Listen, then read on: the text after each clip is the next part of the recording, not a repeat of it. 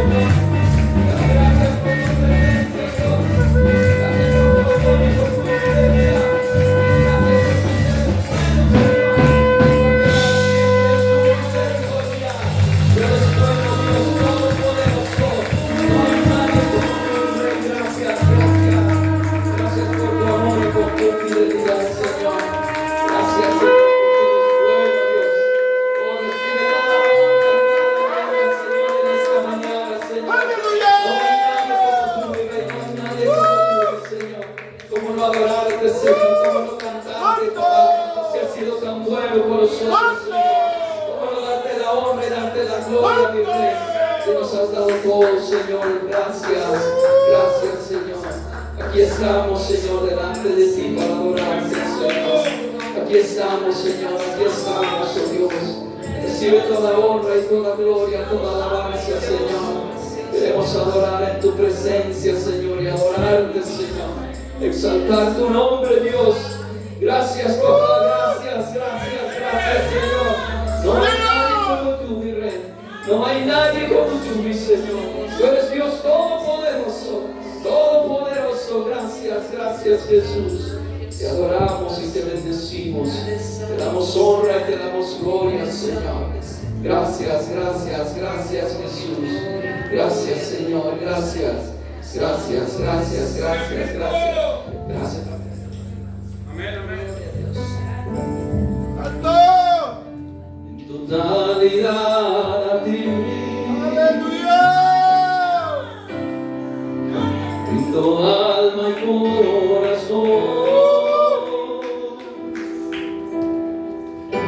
No tengo nada más que dar.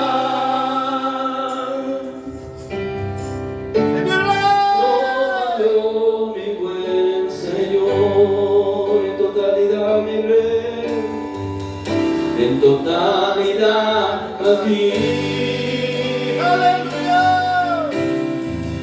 Brindo alma y corazón.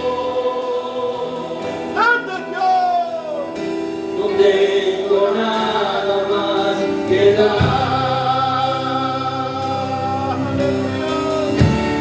Tómalo, mi buen Señor.